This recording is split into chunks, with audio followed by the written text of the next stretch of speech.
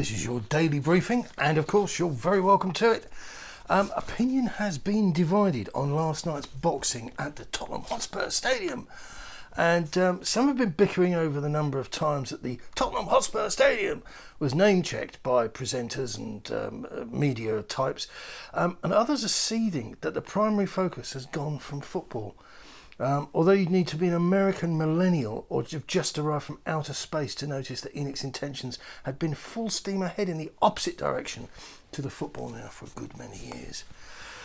Enoch have curiously hedged their bets as far as courting public opinion on social media is concerned, and have set up an entirely separate social media account for the venue, which I'm not sure, but I'd be pretty certain that's got to be a first, hasn't it?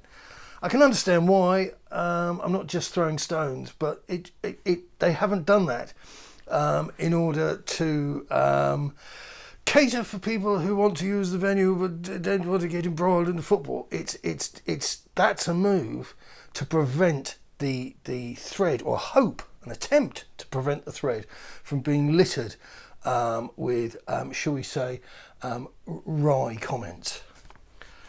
Okay, so it's the North London derby today, and I had the temerity to suggest that this game as an influential football event may have gone off the boil for some.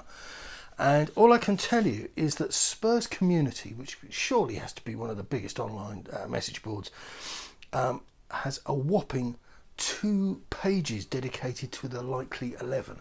I can't remember in my life, or certainly my lifetime of using that particular site, that to be so thin.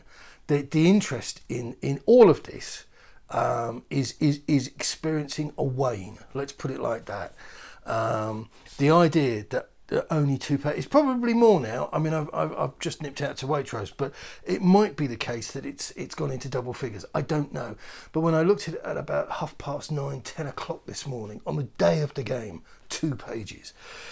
So, some team news ahead of all this. Unfortunately, stick your fingers in your ears if you don't want to hear about them, but all the information is really about them.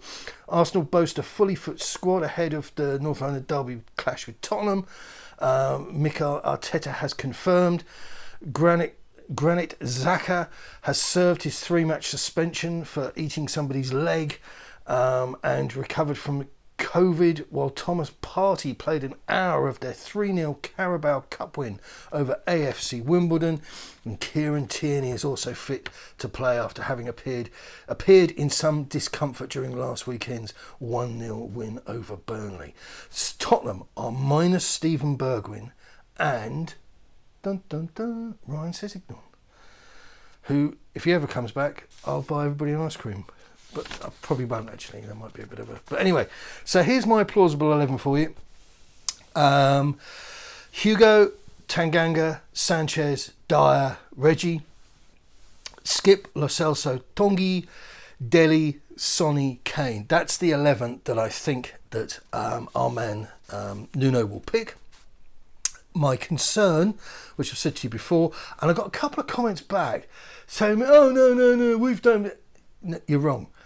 This is the thinnest the Tottenham squad has been for a long time, and the gap, the disparity between who we can play in the Europa Conference League and who we can play in any other competition is now 0. Because if you make any adjustments or amendments to this 11, you're pretty much into no man's land. So that's the team. That's the plausible 11. Bookmakers don't have awful lot into it. I sincerely hope we win. Some of you may be surprised to hear that, but I just could do with even me, who's a realist, I could just do with a little bit of chink light at the end of the tunnel.